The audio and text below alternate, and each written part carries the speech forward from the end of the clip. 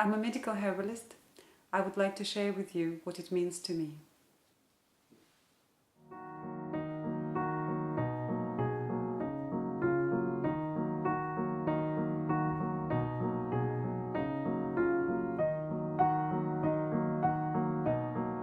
I lived in Moscow and I had a really inspiring job in marketing. And initially I thought of pursuing my interest in herbs as a hobby. But very soon I realized it wasn't possible because there's only that much you can do in the matters of health without proper knowledge. Somehow I came across the National Institute of Medical Herbalists, and this was a real breakthrough.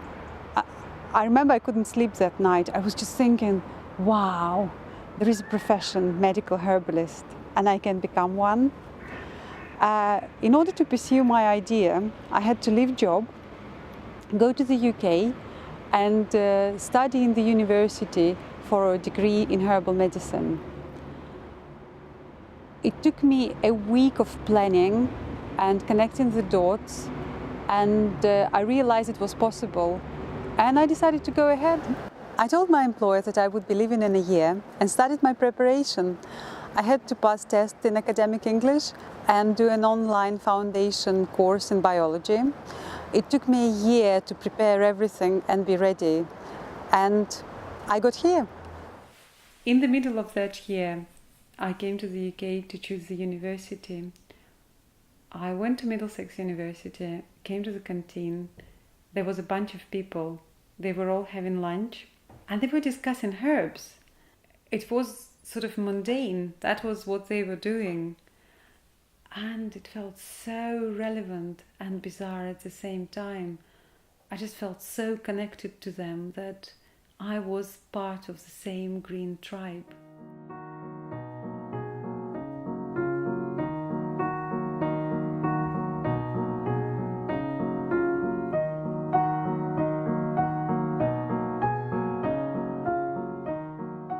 During my consultations, people share their health journeys, both medical and the emotional sides.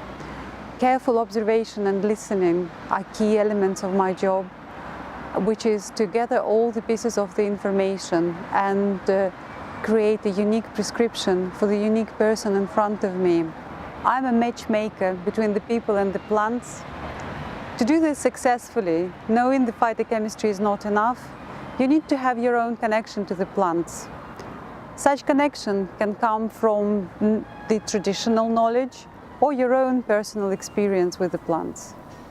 So after the consultation, I write up a summary, including a differential diagnosis, making sure that I do not miss any serious condition. Then I go back to my books, and depending on the case, it may take me up to several days of thorough research. Then I will develop an individual prescription for a person, making sure that I will cross-reference every herb to make sure that there is no contraindication. And in the UK, tinctures is the most common form of prescription for herbal medicine. But my favorite form of medicine is a strong tea. This is passion flower. Herbalists use this plant for hyperactivity, restlessness, insomnia, and anxiety. There are numerous studies supporting its use. Look at this incredibly complex flower. To me, it resembles a head, heavy laden with thoughts, overstimulated, needing support to hold still. I prefer working with fresh plants.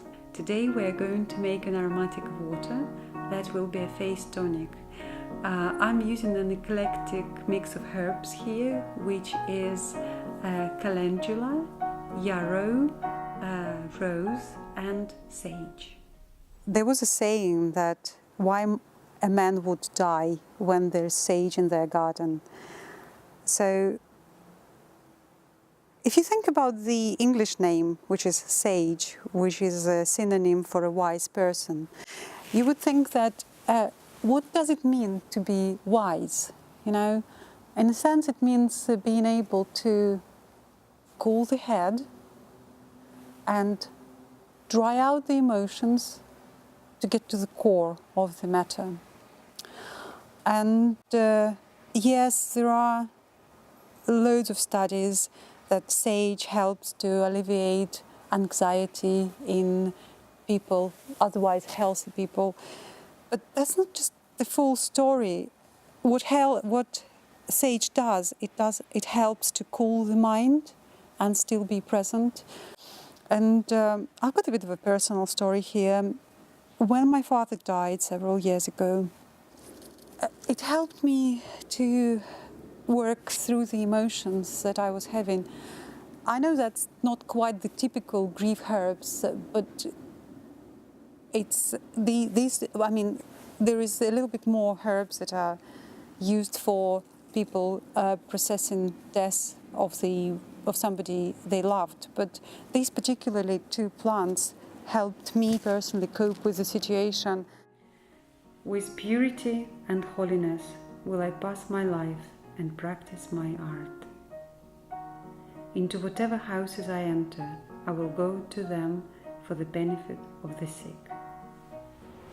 And what I'm trying to say is that if you're going through something where you need help, the help is out there. The plants are not hiding their properties. And there are people like my colleagues and myself who spent years learning how to work with them and be able to help other people.